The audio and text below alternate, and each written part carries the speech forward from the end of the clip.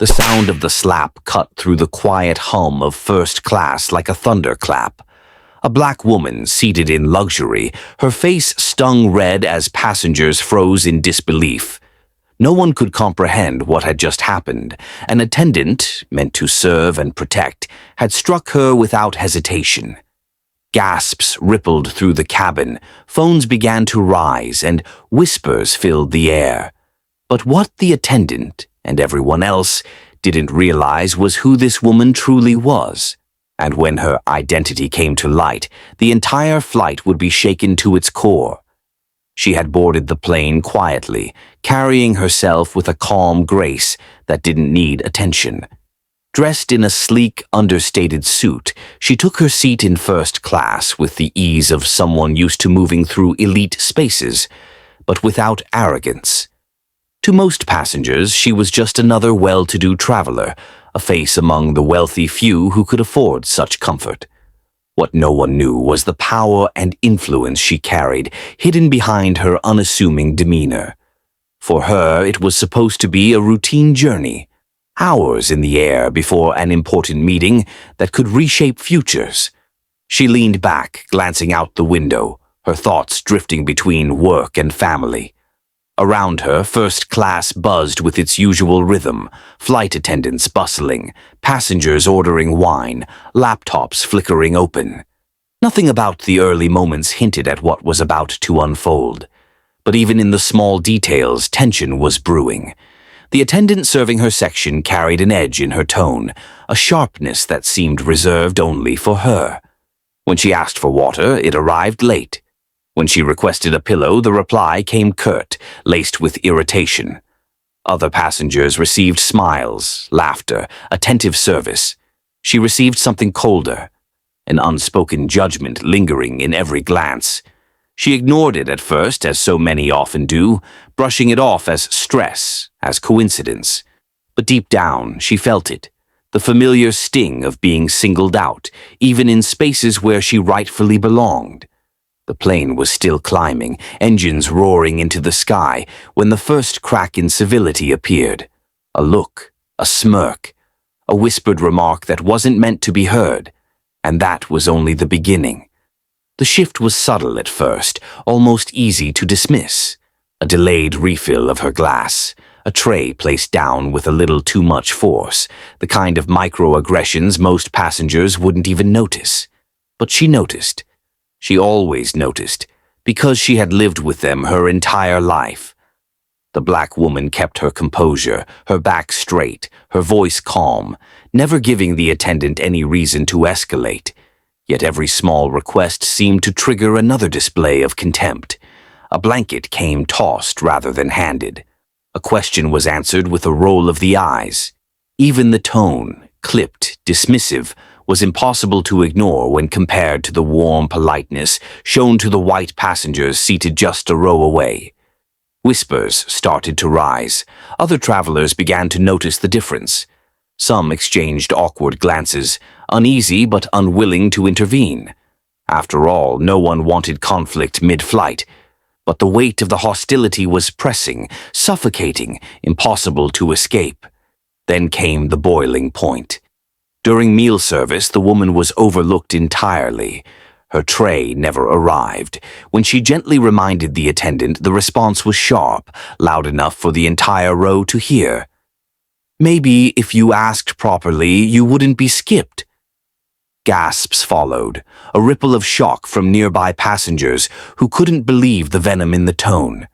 The woman's cheeks warmed, not from shame but from fury contained beneath years of learned restraint.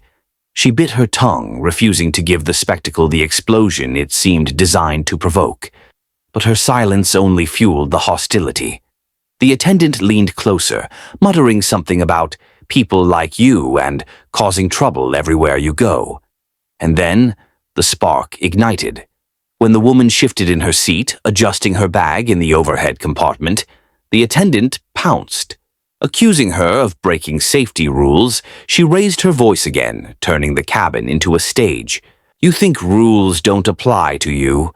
Sit down before you put us all at risk." The black woman froze, her dignity under assault in front of dozens of watching eyes. Some passengers murmured in protest, but before anyone could act, the unthinkable happened. The attendant, her anger spiraling out of control, lashed out physically. Her hand struck the woman's face with a sharp crack that silenced the entire cabin. Shock rippled through the rows. Phones shot into the air, passengers recording the scene unfolding before them. Some leapt to their feet, demanding answers, while others stared in horrified silence. The woman's head tilted slightly from the blow, but her eyes, steady, fierce, did not falter. The attendant stood frozen, her own breathing heavy, realizing she had crossed a line that could never be erased. Around her, the storm of voices grew louder, passengers calling for her removal, others shouting that this was assault. But the most chilling part was the woman's silence. She didn't yell, she didn't cry, she didn't plead. She simply sat back in her seat, one hand resting against the red mark forming on her cheek, her gaze locked on the trembling attendant. The tension in the cabin thickened to the point of breaking. Everyone was waiting for her reaction. What they didn't know, what the attendant couldn't possibly have imagined, was that this woman's true identity would soon transform the incident into something far bigger than an ugly moment on a plane. Because in just a few minutes, the balance of power on this flight would flip completely. And when it did, the world would hear about it. The silence that followed the slap was heavier than the roar of the engines outside.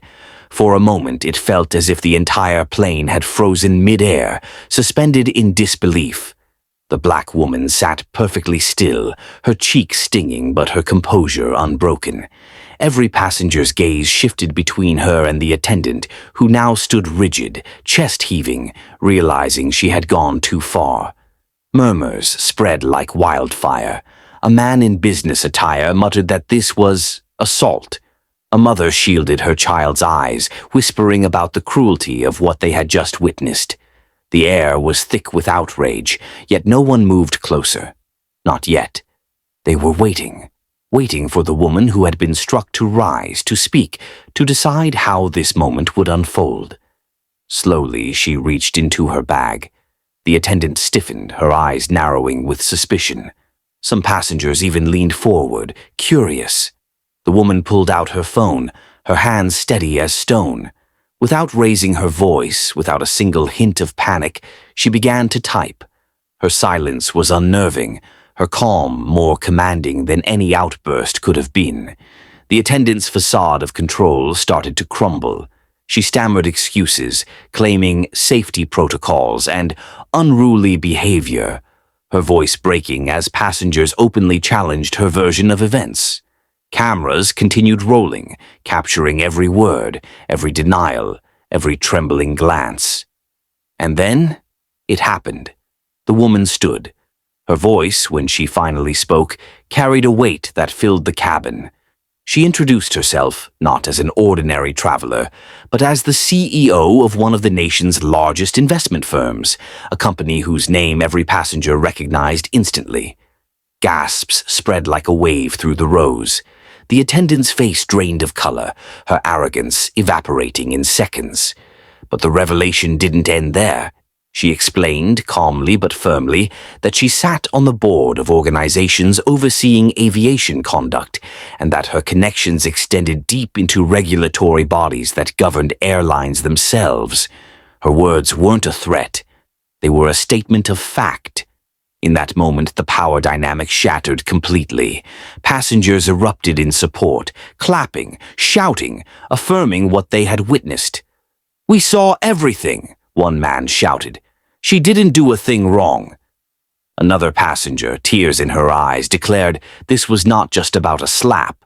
It was about dignity, humanity, and the ugliness of racism laid bare. The attendant tried to backpedal, her voice small now, pleading that it had been a misunderstanding. But there was no salvaging what had been exposed. The black woman turned to the captain, who had rushed from the cockpit after hearing the uproar. She laid out the facts with crisp clarity, witnesses nodding in agreement all around her. The captain, caught between shock and fear of legal repercussions, knew instantly that the balance of the flight had shifted forever. The woman's presence radiated authority. She didn't scream, she didn't threaten, she simply stood there embodying strength and control, her cheek still marked by the red handprint of the blow. The symbolism was undeniable, power and grace rising from humiliation, turning shame into undeniable proof of injustice. By now, every phone in the cabin was capturing the scene, live streaming it, recording it, preserving it. Millions would soon see the truth, that a first-class passenger, a respected black leader, had been humiliated and attacked not because of her actions, but because of prejudice. And the woman, with her calm defiance, ensured that there would be no escape for the one who struck her. The attendant slumped into a seat, trembling, realizing her career, and perhaps her freedom, was finished.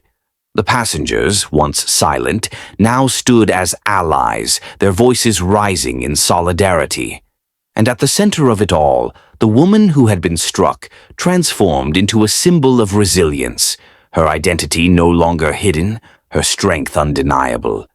The plane hadn't landed yet, but the verdict was clear.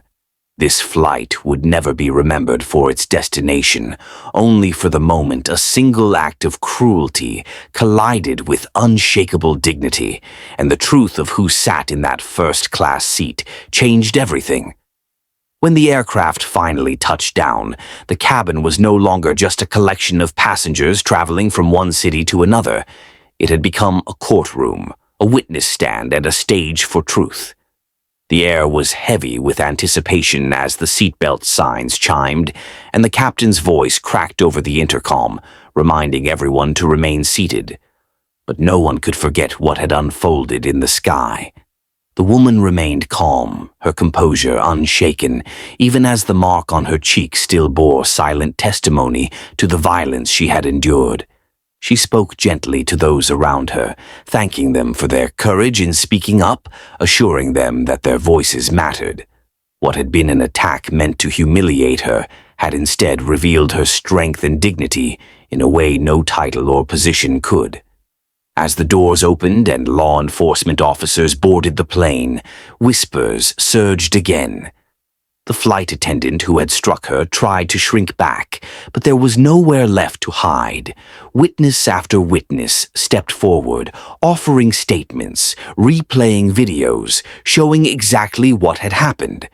The truth was undeniable, and justice began to take form even before the woman left her seat. But the real impact of the moment stretched far beyond that plane. Within hours, footage had spread across social media, shared by passengers and amplified by news outlets. Millions watched in shock, anger, and awe. They saw not just the assault, but the grace with which the woman had handled it, the way she had turned humiliation into revelation, silence into authority. For many, it was a wake-up call, a reminder that racism doesn't vanish in the polished halls of first class or the sterile aisles of corporate jets. It lingers, often hidden in tone, in glances, in dismissive words, until it explodes into the undeniable. And when it does, the world has no choice but to confront it. The woman's message, spoken later in interviews, echoed far beyond the runway. Dignity is not a privilege granted by others. It is a right we carry within us. And when that right is violated, silence is not an option. Her words ignited conversations across industries, forcing airlines, corporations, and ordinary citizens to reflect on how prejudice shapes everyday interactions. Passengers who had once been silent observers became advocates, their testimonies woven into a larger narrative of accountability. The flight attendant's career ended that day, but more importantly, the illusion that such acts could be hidden or excused shattered as well.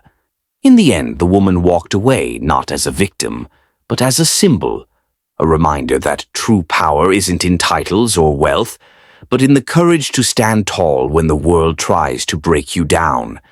And so the question lingers for all who watched, who shared, who felt the sting of that slap in their own hearts.